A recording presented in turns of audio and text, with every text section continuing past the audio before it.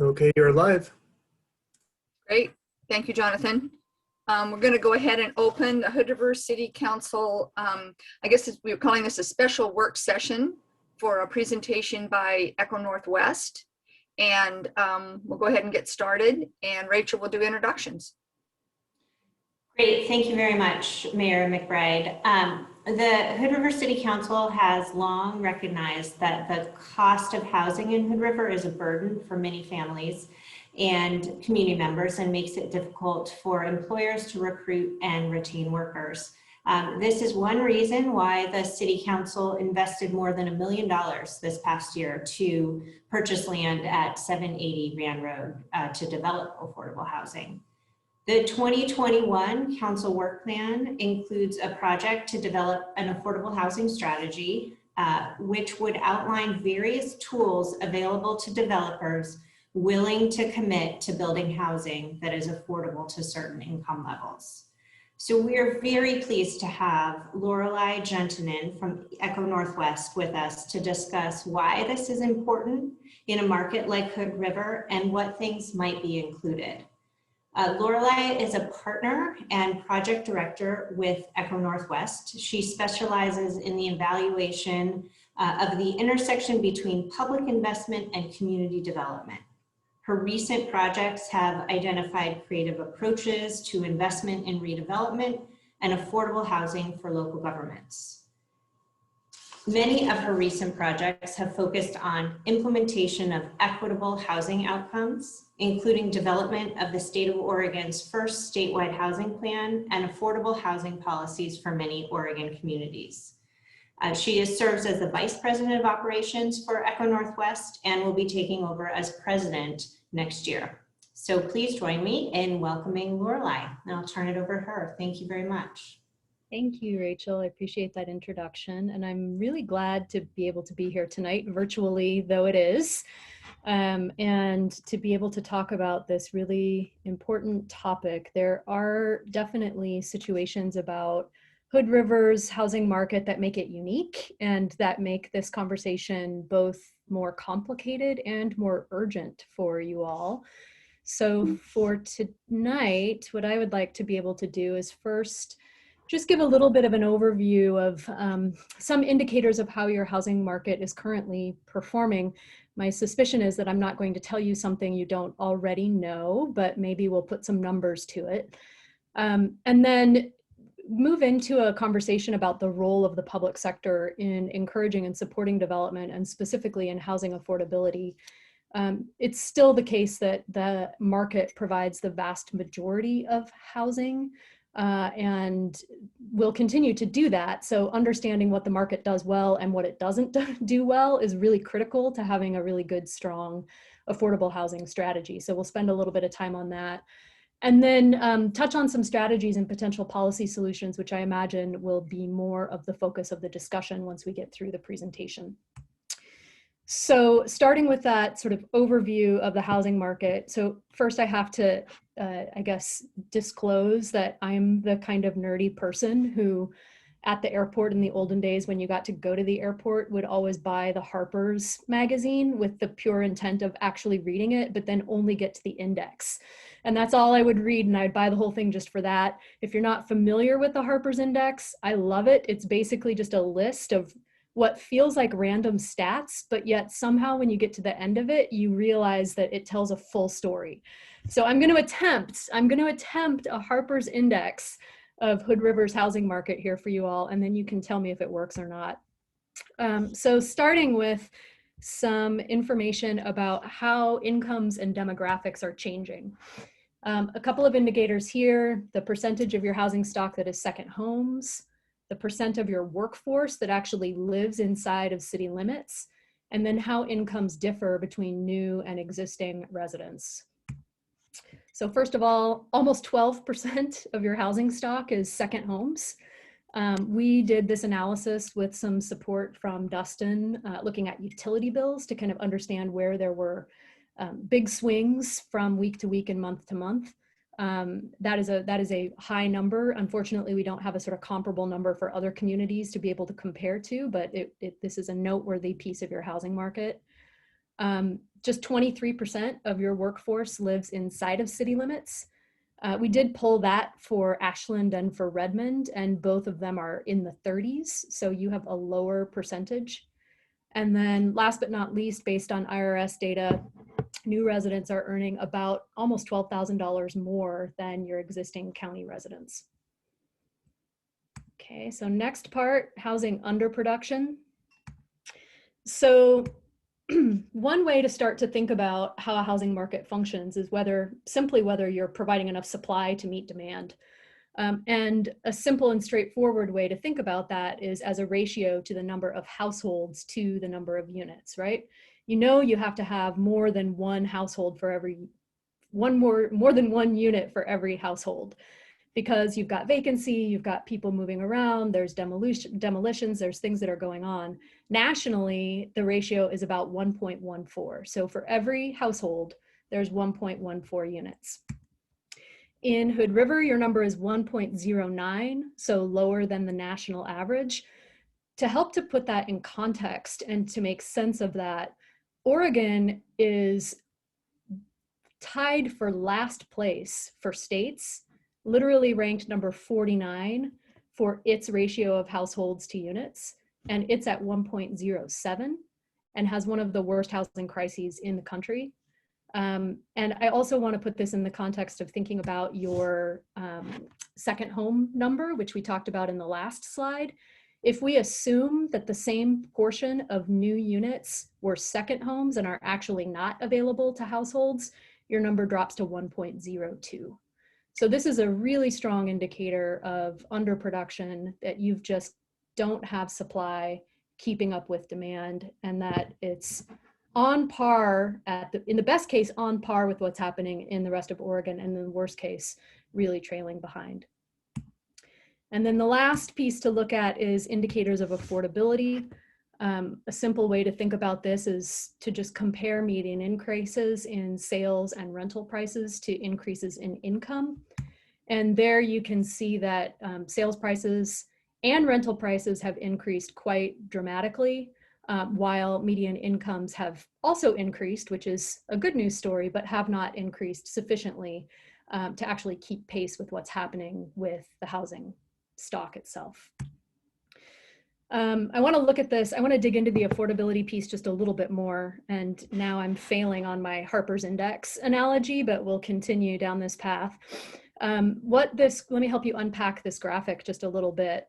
So the darker bars, the blue bars here, are showing the percentage of the housing stock that was affordable to folks in this income bin in 2011. So roughly 15% of the housing stock was affordable to people making 80% of median family income in 2011. Roughly, what is that, like 4 or 5% above 200% of MFI. But by 2019, that had shifted quite substantially, and it had shifted rightward. And you can see that the percentage of housing stock that's affordable to people below 80% of MFI had plummeted to, really it looks like 3 or 4%. That's not to say that it's not about new construction, it's about your total housing stock, which means that you just have a big chunk of the population who fall into this income bin, who are trying to squeeze into fewer and fewer houses that are affordable to them. If we project that forward, it gets even a little bit more dire. So if we just assume that these trends continue and look at what this would look like by 2028, just simple straight line, push them out, you really have very small percentage of your housing stock that's affordable to people even below 100% of median family income by the time you get to 2028. Median family income, just to help to put a number on that and help it make sense to you, is about $70,000 for a family in Hood River. So that means that you've got a pretty significant portion of the population that's really struggling to find housing. So putting that all together, total production is not keeping up. And when that happens, when supply is not keeping up with demand, housing prices rise. And the people who are most affected by that are the people who are in the lower income bracket, and especially renters who experience cost burdening. But increasingly what we're seeing happening in Hood River is that your existing residents are simply getting squeezed out. And people who work in Hood River can no longer afford to live there and are moving in other places. Housing affordability is a worsening problem, and it's becoming a challenge for people who currently live in the city to continue to find housing. So that's a quick snapshot of the status of the housing market. Now comes the part where we dig into the details of how developers think about approaching moving forward with new units, of how they think about feasibility, and then what the implications of that are for a public sector role in supporting housing affordability. And I'll ask you to just bear with me through this for a little bit, because it might feel a little bit like we're sort of digging into the details of a development pro forma, but it's helpful context to understand the role that a local government can play in trying to encourage and incent development. So first of all, when a developer is thinking about this, she's going to realize that a lot of stars have to align in order for a development to be able to move forward. You've got to have this sort of magic confluence of this Venn diagram right here in the middle, with all four pieces of this happening at once. So starting with public policy, if a developer controls a site, the zoning has to support the use that he or she wants to build on it. The long-range planning has to be in place to allow that site to even be inside of the UGB and served with infrastructure. And then the incentives and exactions like SDCs and other types of fees have to be in alignment with the use of the site. The developer has to control the land, and the land has to be zoned in a way that actually matches with the highest and best use. The developer has to have access to capital. So investors, it is sometimes the case that developers are spending their own money, but oftentimes they are actually investing money from other sources. And those other sources all have their own expectations for return that the developer has to be able to meet. And if the developer cannot meet those expectations, they'll simply go somewhere else. And then without the investment, the development won't happen. So that capital piece is really critical, and the drive toward return is not necessarily coming only from the developer. It's coming from the bank, it's coming from other investors. Increasingly, and this may be less the case in Hood River, but in many other places, it's actually pension plans that are investing in development. And so if you have a pension, you might be grateful for the fact that they're seeking the highest return. And then last but not least, the rents have to exceed the construction costs. Rents or sales price have to exceed the construction costs. And if all of those things happen, then development can occur. I want to dig into that last one just a little bit more, rents exceeding costs. That one seems like it's pretty straightforward, but just to make it very explicit, this is an example of a multifamily complex, development complex. So there's some money coming in from the rent, there's some money coming in from the retail. In this case, maybe they're able to charge for parking. All of those revenues together have to exceed the ongoing cost of operating the building, including paying for debt, so covering the cost of construction, which gets operationalized as monthly debt payments, covering vacancy, property taxes, and reserves. And ideally you have that handy little hatched box at the end that's available to create returns or net cash flow. So all of this has to align. You have to control the property, you have to have the correct zoning, you have to have capital, and you have to have this equation that you see on the screen in front of you in alignment for development to occur. I also want to introduce the concept of the housing market continuum, because this really starts to get into where the market functions well and where it needs some help from the public sector. So what you're seeing here is this is a spectrum from very low income housing on up to, at the top, luxury housing. The market does a great job of producing at the very top end of this spectrum for all of the reasons that we just talked about. It's much more likely that rents are going to exceed costs, that you'll be able to get the return that's necessary for your investors, and that the highest and best use will align with zoning at the very top end of the spectrum. And the market does this all day long, and that's normal everywhere. At the very low end, the market is never going to function to build new units on its own that are affordable to folks in the 0 to 30 and really on up into the 50 to 60% of median family income. If you've got market-based housing that's affordable to someone making 30% of MFI, it probably has some pretty serious health, life, safety issues, and is pretty seriously degraded. These are units that are publicly supported, that are rent restricted, and that are usually built with state or federal dollars. And then in the middle is this sort of funny little crossover zone where over time, this luxury construction that the market has built will depreciate in value and might become more affordable to people at the lower end of the middle end of the income spectrum, provided that the supply is keeping up with demand, right? So you've got vacancy rates that allow people to move around and enough supply to create housing choice. If all of that happens, a good portion of this sort of middle area here will be met by the market, but over time. And there's some places where construction costs are very high or land costs are very high where that simply can't happen, or if supply is not keeping up. And in those situations, the supported environment needs to overlap with the market environment. In Hood River, right now, based on those charts that we were just looking at a minute ago, less than 20% of the housing stock is affordable to those who make less than 100% of MFI. And median family income is a little bit of a misnomer, but generally you can think about it as the midpoint. About half of your people, half of your citizens are below 100% and about half are over. So you've got roughly half of the people households that live in the city who are trying to squeeze into 20% of the stock. And that's just not functional. So the supported environment in Hood River, as a result of that, to really meet the needs of these middle income folks, the bar has to extend upward. So takeaways from all of that, thank you for listening to me go through the Development 101. The market's going to take care of the top end. You don't really have to worry about that. I mean, you do absolutely have to have a supportive environment in place. You have to be thinking about placemaking and quality of life. You have to be thinking about getting the regulatory environment set up so that you're not creating barriers to construction, because total production really does matter. But for the most part, if you're thinking about proactive investment strategies, the market's going to take care of itself so long as you're not too much in the way. We all know Hood River's land constrained.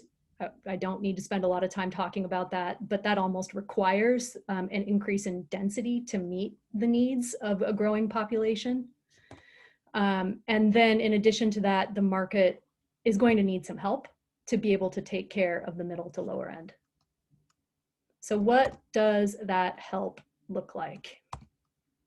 Again, thinking about this from a development perspective, from a developer's perspective, and this would apply equally, this construction timeline applies equally to affordable housing and to market rate housing. There are a series of steps that a developer has to go through to get to a place where there's a constructed and operated building. It looks nice and linear here. Oftentimes it actually is not that linear. There's fits and starts and circle backs, but we'll pretend for a minute that it's nice and linear, going from getting a hold of a site and controlling it through permitting, getting your financing all lined up, building it, and then operating the building. So luckily, the public sector's role interfaces with every one of those steps, which does give the public sector a fair amount of leverage. From on the site selection and land control piece, I heard in Rachel's introduction that you all are going forward with purchasing land. So that's one way that you can do that. You also make land available and set the building envelope through zoning, and you make investments in placemaking to help to create neighborhoods where people want to be and that can support good, high quality development. You also provide infrastructure to help to support development. On the project design and permitting piece of it, you pretty much control every aspect of that, including the permitting timeline and design SDC fees. If you've got a design process that you require developments to go through, that can add costs to that. On the financing side, that typically happens primarily on the private The private side, that's their job. They're very good at figuring out how to fund housing, but grants and loans are a place where the public sector has some leverage. On the construction side, you can very much influence parking costs, again, through your building code and zoning code, as well as infrastructure costs and other aspects of construction. And then last but not least, on the operations side, you can do things like provide tax abatements, or you can influence the total amount of rentable space through the setting of the building envelope. That's a lot to handle in a comprehensive strategy. And there are some of these levers that have more influence than others. Those are the ones that I'm highlighting here in green. Those are the places where you really can have, I mean, all of those levers matter and they all need to be aligned correctly for development to occur.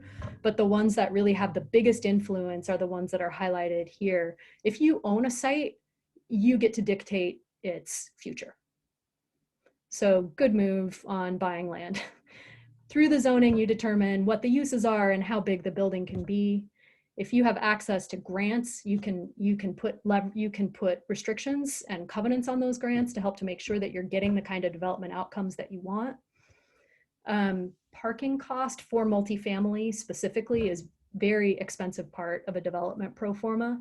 So reducing the amount of parking that's required can very dramatically help to change the nature of a development pro forma. Infrastructure costs similarly can be very expensive component, especially when you're thinking about a mixed, sort of a larger master planned area. So taking that off of the table in exchange for other kinds of requirements can be very helpful. And then tax abatements and rent subsidies can be really helpful as well. Rent subsidies less so on the actual, sort of getting the building built, but in terms of making sure that you are meeting the needs of lower income residents, providing rent subsidies to help them get access to and into the units can really be a critical part of an overall housing strategy. I made SDCs bold here to remind myself not to forget to talk about them. So I'm going to have a small SDC diatribe for a minute, and then I'm sure it will be part of our discussion after I'm done talking here. SDCs are probably the number one thing that I get asked about when I'm talking about housing affordability. And the question goes something like, if we increase our SDC fees, will housing prices go up? And the answer to that question is actually pretty nuanced. Sometimes the answer is yes.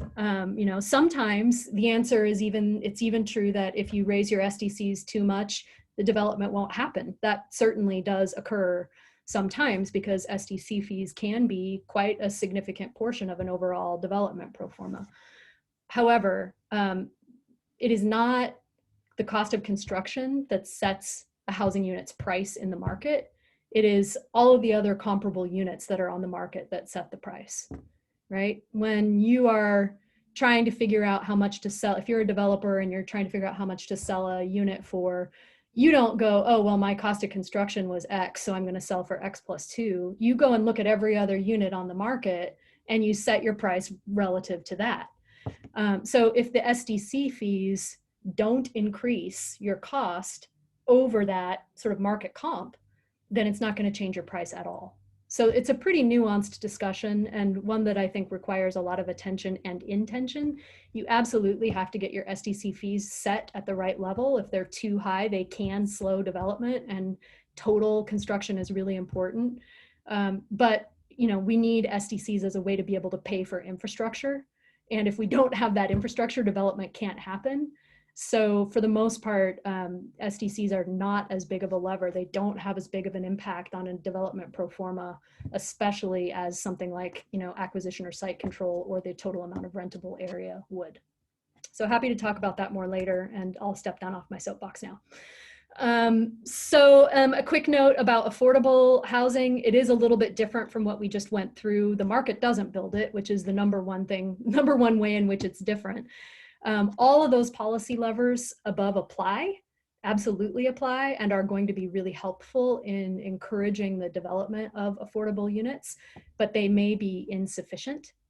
And that really puts you in a place where you have to think about partnerships and resources that you have available to leverage. And I think this would be a really helpful and fruitful place for us to focus the discussion here is who are those partners who are out there, your land trusts, your local housing authority, that can really help to sort of leverage the resources that you're able to bring to the table to fill the gaps in the development pro forma so that affordable housing can move forward. And then what are the resources that you can bring to bear? Are grants a possibility for you? I think you would be hard pressed to offer a low interest loan that's lower than what you can get on the market right now. We are at historically low interest rates. And so there's very little leverage there from a loan, but grants can be incredibly helpful. And in particular, if you control property and can write down the cost of that property, that can make a very big difference. So what does a comprehensive housing strategy look like, especially if your goal is to focus on affordability? We should not underestimate the importance of the market environment, because that total construction, that bringing up that ratio of number of units that are being constructed to the number of folks who are moving into town is a really critical piece of having, sort of bringing down the price increases. And so the ways that you can think about doing that are through zoning and land supply, which I understand are complicated by the fact that you are land constrained, and push us into difficult conversations around density. Parking and infrastructure are really critical components of this. I already spent a lot of time, probably too much time, talking about SDCs, and then placemaking. So all of those are really critical and need to be set in the right way to not create barriers to development and to encourage it to occur at the highest rates possible and acceptable. And then when you're thinking about the supported environment, so that's where we're really thinking about building housing units that can be rent restricted and can be available to folks at the lower end of the income spectrum. You need to use your resources to make sure that that's what's being built.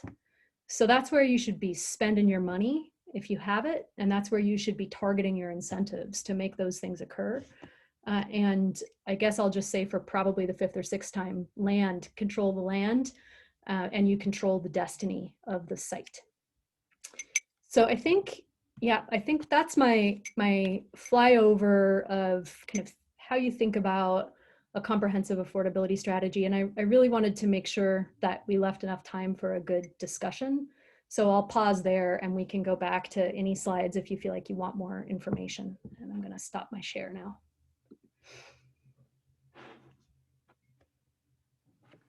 Thank you, Lorelei. That was great. We have a hand up already, Megan. All right, that was super great, but you definitely went fast. And I'm wondering if you can dive a bit more into like what you mean by increasing or changing rental area from our end, and placemaking. Like what types of things would that look like from the city council end? So I'm sorry, increasing what? It was the yield or rentable area. Oh, okay. Yeah. Thank you. I did fly over that a little bit quickly. So by that, all that means is that because you control your building code and your zoning code, you get to determine how much building envelope there is on any particular site. And the more building envelope there is on any site, the more that you can rent or sell.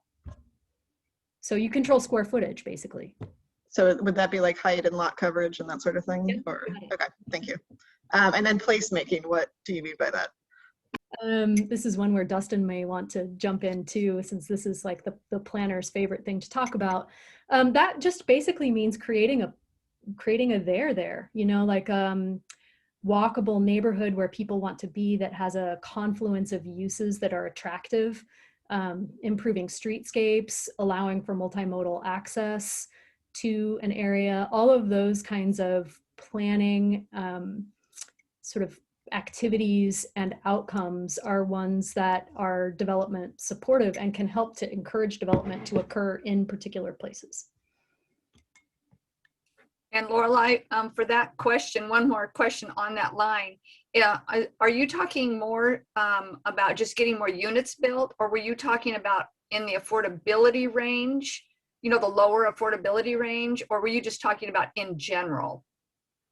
I think it's for both. I mean, I think if you're talking specifically about placemaking, I don't think we need different places for people at the lower end of the income spectrum. I think we need high quality places for everybody. And that requires investment and support, whether it's in the market environment or in the supported environment. Thanks. Mark? Thanks, Lorelei. This is nice. So I've a couple of questions. The first one, I've heard the placemaking argument mostly used to that we're going to make it too expensive and they can't get affordability. So how do you, where's the, is there, Yeah. or is it just artificial? The we can't have nice things argument. Right. I personally hope not to believe it, but Well, let's see. This is a really difficult line to walk. So let's see how I can do it here. Absolutely, there is empirical evidence and support, very strong empirical evidence and support that places that planners want to produce that are characterized as having a high urban form, high sort of quality urban form, tends to have higher rents and higher sales prices around them. That is just empirically true. Whether you want to use that as an argument for not investing in high quality places or not is kind of up to you. I mean, I think it goes back to the point that I was trying to make just a moment ago, that I think everybody deserves to have access to high quality places where we want to be. So should we be, at the same time that we're investing in making a high quality place with nice walkable built environment, investing in affordable housing right adjacent to it, so that we make sure that everybody has access to those kinds of places. I also think that part of what gets mixed up with this conversation around, really we're talking about gentrification here, is that often planners' ideas of what a high quality built environment is don't match the expectations of the people who are currently living in that community. So there's a sort of heavy-handed government comes in and makes a big investment that improves the place. We know that the consequence of that is that it drives up prices, and the people who live there at that moment are forced out. So I do think you have to be thinking about making those investments very carefully and thinking about the parallel investments in helping to support housing stability, keep people in their homes, rather than displacing them, and also being sensitive to the ways in which you're thinking about placemaking, so that you're not coming in just with your ideas of what a great place is, but really are engaging the people who live there to make sure that it still feels like home for them. And then my second question is, do we have good models of Hood River-like places, whether it's in Oregon or not, that we can see these decisions being made, either in recent past or in real time? Yeah, I mean, I wish I could answer that. I have an immediate list of places where it hasn't gone well in my head. I grew up in Idaho, so I spent a lot of time in Haley and Ketchum, Idaho, which are, sort of similar to Hood River in some ways, but proximate to a major resort. And we did some work there not that long ago, trying to help them with an inclusionary housing policy. And that market is bananas. I mean, they have fully missed their window, and Hood River is still in its window. So maybe I would just offer cautionary tales as opposed to examples. Ashland's doing some really interesting stuff. If you're not tracking the conversation that they're having, I think that's another place that you could look. They're trying to do it as proactively as they can, and they're operating in the same land use context and also sort of weird taxation context that Oregon has. Our limitations on property tax really create challenges for things like infrastructure funding and sort of box us into a corner with needing to figure out how to pay for infrastructure, and sort of force us into a situation where we have to derive a fair portion of that off of development. So there are any number of communities across the state that are grappling with some of the specific questions that you all would be grappling with, like around how you think about funding infrastructure. Jessica, and then Tim. Thank you for joining us, Lorelei, and this was all really good information. Definitely a lot of good ideas for us. One thing you didn't really touch on is it's kind of the other end of the spectrum, where I realize most of what we're going to be talking about and trying to focus on is how do we help with the affordable housing. But your statistic about the growth in the second homes is really interesting too. So I don't know if you've seen examples of where tools that have been used to limit that second home. I know, go ahead. So, sorry, I really didn't mean to interrupt you. I apologize. Oh. But it's very funny because I was just before coming onto this call having a conversation with one of my colleagues who's working in the city of Ashland, and they were asking that exact same question. Hood River is lucky to even know how many second homes you have. I mean, most communities just have no clue. And that's because we don't require any kind of information through our permitting or our taxation process that helps us to understand when a home is a second home versus when it's going to be on the, maybe rented as a short-term rental versus, other kinds of approaches. And I know you all have been proactive on the short-term rental side of things. And I would love to look for a community that was interested in trying to push the envelope a little bit on the second home piece at a minimum to have a better understanding of where they are. That number that I provided is a guess based on utility bills and maybe is probably wrong. So, I mean, at least in some way wrong. So I do think that that's a really important piece of the puzzle. There's also a really important economic development question around the extent to which you want to limit second homes. Obviously, it has a really huge impact on the housing affordability equation. If you've got units that are being produced that are not actually available to people who are working in the community, it means you have to just produce that much more housing. But it's also foundational to your economy. So, it's important to figure out how to balance those out. I don't know the answer to your question. I should have just said that instead of all those other words I just said. Thank you. I was just going to follow up with something on the second homes, and then Tim is next. When you did the information on the second homes, I guess I'm just curious about how that was calculated, because, for instance, I know someone that owns about 18 homes here in Hood River, and they're all long-term rentals, and they've been all long-term rentals for over 20 years. But how would you know that? How would you know that? Or how would you know some of them weren't second homes? I mean, I guess it'd be a hard thing to calculate, I would think. Dustin? Yeah, so we wouldn't have captured, Dustin, you should definitely answer this one, but we wouldn't have captured long-term rentals, because if there's someone who's living in the unit, its utility usage isn't going to look significantly different from any other kind of unit. What we're looking for are big swings in utility usage that would indicate that the housing unit was vacant for a period of time. Oh, the usage. Okay, that's how you're doing it. Okay, I get it. That makes way more sense. Thank you for putting that, to make that clear. Thanks. You want to add anything to that, Dustin? Yeah, we took we tried to filter it in a couple ways. We looked at the assessor's records to see where the taxes were being sent away from the mailing address. So the tax bill wasn't sent there. And then we layered the utility usage on top of that. So if you qualified under not having your tax bill sent to your house, and we saw a radical seasonal swing from, say, for example, 5,000 gallons used every month in July, and then that dipped to 0 in December, we were checking some seasonal usage to try to just filter it out, because there is no true index of, is this your first home, you live here or not? So we tried to pick some criteria to help best guess estimate that.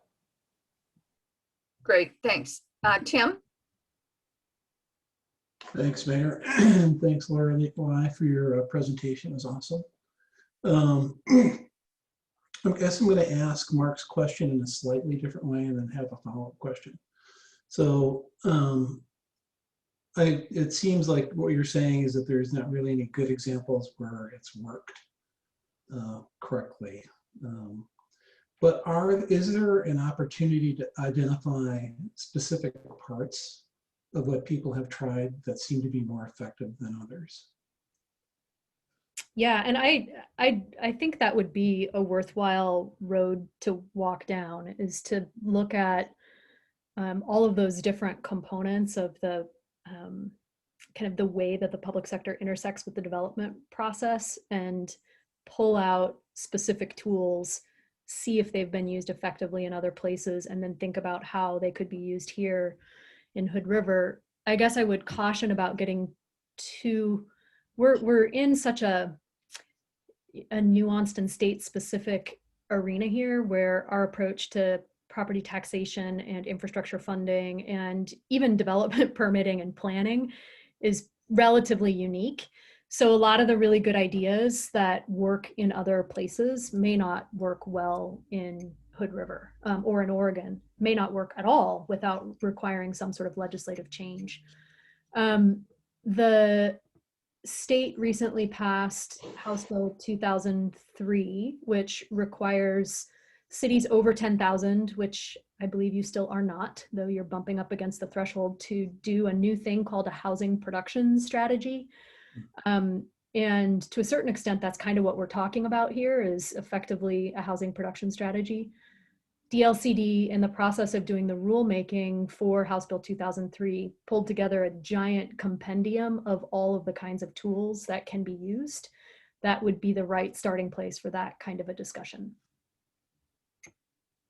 Yeah, I think it's going to be useful to, as we go forward, we certainly don't want to be stabbing in the dark at different strategies for sure. So some type of light guidance or something that's going to help us make thoughtful decisions is going to be crucial. Your biggest and strongest tools are going to be land, cash, and partnerships. Everything else is going to be around the edges from there. You might sort of encourage or incent one or two developments, but you're not going to meaningfully move the needle without some combination of those three things. Yeah. So my second question is, and I appreciated your index approach, and it made things, it gave us a good feel for that there's something that's broke. But I guess I'm trying to wrap my head around exactly what it is that's broke. And I'm not sure if you have a feel for that, or can you shed any light on that? Because it seems obviously something's not going the way that we want it to. Do you have a feel for what exactly is broke? I mean, I think part of what you're dealing with is the consequences of your success. I mean, in some ways you can think about it as it's working too well. Hood River has an amazing quality of place. I love going there. It has really beautiful views. It has an economy that's really thriving. It's going to continue to attract people. To me, it feels like what's not functioning or hasn't happened enough to date, maybe there hasn't been enough urgency or enough push for it yet, is really the focus on the intentional public investment to make sure that housing affordability is invested in. Because without that kind of investment and that sort of intentional movement, your trend is going to continue in the same direction that you're on right now. To a certain extent, I don't think you really want to harness the market or slow it down too much. I don't know that you can. I don't know that forces that are as big as that can really be slowed by the moves that you would make. Like, I often hear people say things like, well, if we just don't allow our zoning to increase, if we don't allow additional density, then nobody will be able to build houses and nobody will move here. But it just doesn't work that way. Basically, what you're doing is you're playing a game of musical chairs, and people have to price qualify to even be able to enter the room to begin the game, right?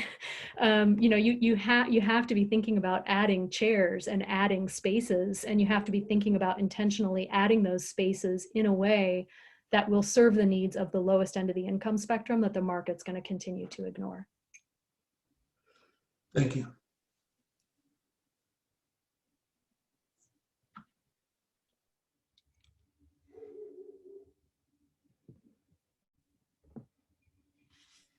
Mark, go ahead.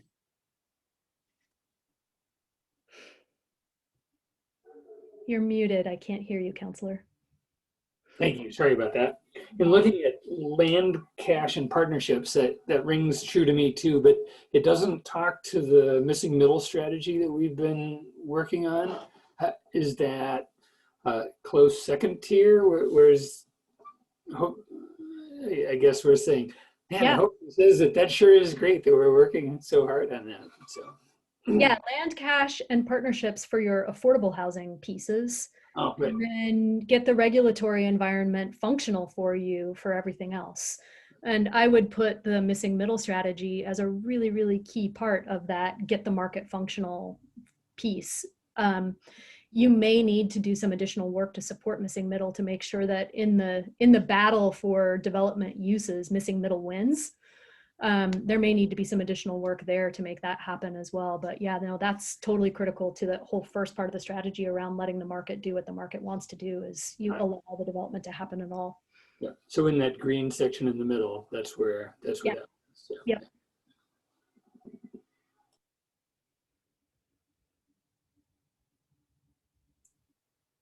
I think, Lorelei, when you're talking about the missing middle, it's where you were talking about density, because that's what we're talking about with missing middle, and trying to balance that line of sense, I call it sense of place, placemaking, and density, making it nice, but also making it dense, making it, next to areas that have greenways and parks, but making it dense enough that more people can move there because it's not a 4,000 square foot house, it's a 1,200 square foot house.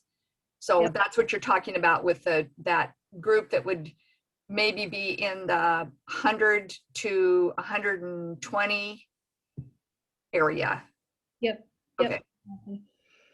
Okay, thanks. Gladys or Eric? Eric, go ahead. Thank you very much, Mayor, and thank you, Lorelei, for your presentation. It's very interesting. I'm really glad for you to be here today. And the second home concept is also one that has me scratching my head because in some ways, maybe that's the answer to Tim's problem, what's broke? And it's not really broke because in some ways, it seems like these second homes are the best thing ever because we have outside taxpayers paying our property tax and paying for our schools and our fire. And so it's maybe a question of the right degree. And I just wondered what tools exist to harness that negative component of them being the buyers of second homes buying too much and driving up prices that we could harness onto and maybe help solve the problem. I mean, something, and this isn't me proposing, this is just me musing out loud with an expert, but it's like an excise tax, a graduated excise tax to capture at the high end this funds that we could then invest in some kind of public housing. I'm not sure, but I guess what I'm really trying to ask is what tools exist to try to harness revenue from what I think is the problem, and it's a good problem for the reason stated, but the problem of these outside sources coming in, driving up prices, squeezing out our locals. It's complicated because part of what we're doing here is we're defining community. Who is our community? And I think what we're trying to say is our community are the people that are actually here. And while we want to be welcoming for people to come buy second homes, it's a matter of degree. And if they're coming in such waves that we're excluding the folks that are here, I don't know, it seems to me we're defining who our community is on the one hand, but I'm just wondering what tools might exist, whether it's a graduated excise tax or something to try to, if this problem exists, to try to harness a revenue from it to then solve the problem. Okay, a couple things. First of all, a construction excise tax is absolutely a great idea for you all to be contemplating. In the 2019 or 18, I can't remember, legislative session, the state put in place the opportunity to have a construction excise tax that would create an additional fee that would be available to support affordable housing. We have that. You already have that in place. Okay, Yeah, fantastic. Well, increase it. so you already did that, check. Another thing that you can think about is the city of Portland has put in place some incentives that are intended to drive down the size of units that can be built. It doesn't really directly affect affordability, but it might slow down some of the highest end second home purchasers. So that might be something that's worth considering, especially in concert with your your missing middle strategy.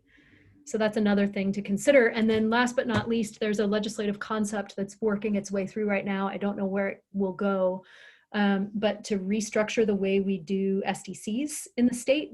Right now, state statute dictates the way that that works. And it's mostly, I mean, it's effectively on a pipe size or per unit basis. Dustin can give you all the details. I'm sure he knows it better than he wants to know it. But the idea is to move towards something that would be graduated based on the size of a unit, so that bigger units paid larger SDCs. And another concept would be for it to be based on the real market value. So more expensive ones would pay higher SDCs. Where those go, I don't know, but without legislative reform, your SDCs are dictated by what happens at the state. So that could be another way to sort of extract more money from home buyers to be able to support your local needs. And hypothetically, if you had more money available through your SDCs to be able to support infrastructure funding, that could free up cash in other places. I think one of the problems that I have noticed, if you just don't have enough inventory, whether it be at the $600,000 range, 800,000, 500,000, all these, what I would call the high range, then if you get something, even if it's smaller, that comes in at the $350,000 range, it gets snapped up so fast, because if it's not deed restricted, they're like, well, I can't get a $500,000 place, so I'll just pay cash for a $350,000 place.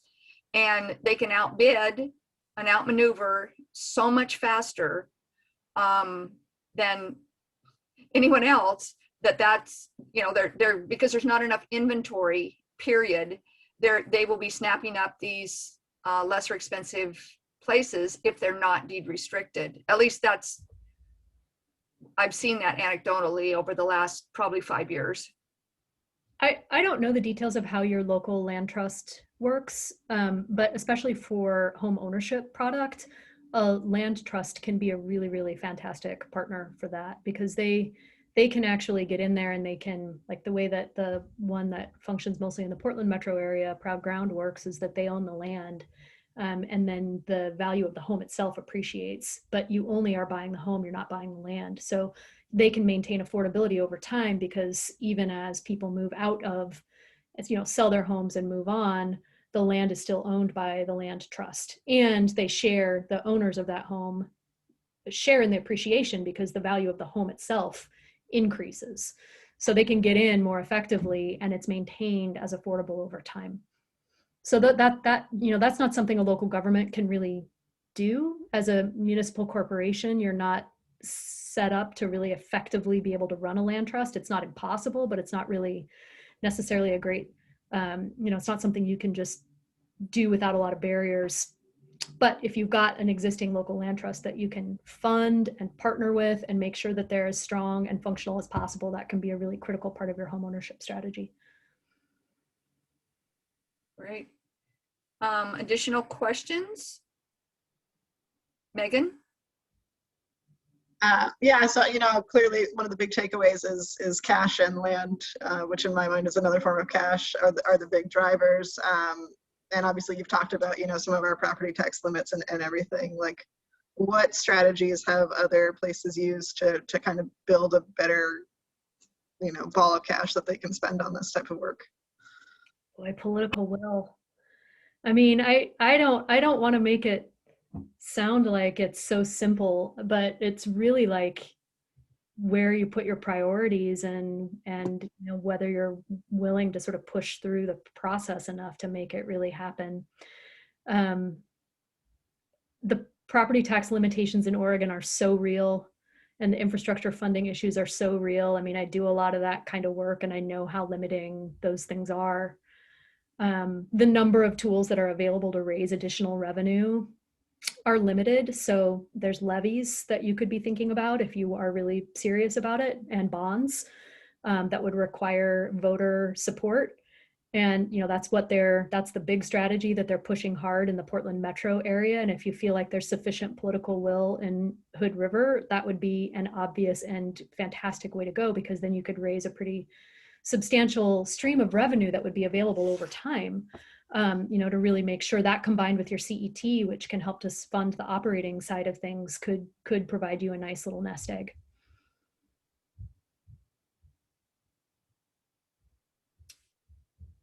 Well, we've got about 5 minutes till our next meeting starts.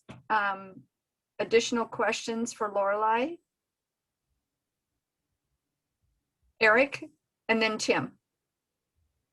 So Lorelei, one of the things we've been talking about is multifamily, and you gave us a lot of reasons why there are obstacles to getting more multifamily. There seems to have been a wave in this area in maybe the 80s, but I wondered, separate from what you've already talked about, are there any specific barriers to private development of multifamily in Hood River that you haven't already spoken about? A lot of retraction in the current economic environment from investing in multifamily development at all. I think there's just so much uncertainty around COVID and how people are going to go back to the real world.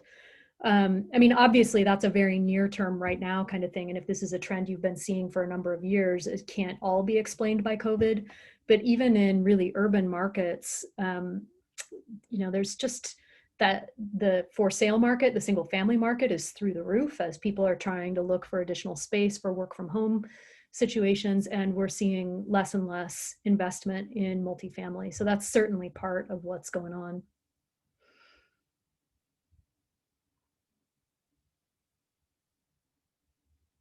Tim, did you have a question? No, just really briefly, it's just your comment about identifying partnerships really kind of strikes home with me. That seems like a very important component of this equation, is to reach out and establish those relationships. Yeah, in the near term, it's going to be a pretty significant challenge to build your way out of this problem. And so partnerships with folks who can help to provide access to housing and rent supports and tenant supports, especially in the near term, that is a really critical part of a comprehensive strategy. Thank you. Anyone else have any more? I don't see any. Did you have anything, Rachel? Mayor, I was just going to wrap it up if it's time to do that. Yeah, I don't see any more questions. Thank you, Lorelei, for your presentation. It's been enlightening. We don't have an easy job here with this subject at all. We've been gathering data on why it's the way it is, and just trying to make some good decisions with some, the middle missing with the zoning. We have this one piece of property we purchased, and we're working on getting some housing on that at some point, hopefully in the near future. And keep using the tools we're using and add on to what we're doing. So thank you so much. Really appreciate it. And Mayor, if I could, just to let everybody, the council know, and anyone who's listening, on February 22nd, Mid-Columbia Housing Authority and the new Big River Land Trust will be at the City Council meeting for a presentation. And then we will be putting together kind of a project scope for this affordable housing strategy to bring to council this spring, and we can have more discussion about this. So again, thank you, Lorelei, for your time tonight. We really appreciate it. And just a reminder to the City Council, we have to log in to our next meeting. So thanks very much. Thank you, everybody. This is important work, so thanks for your attention to it. Thank you.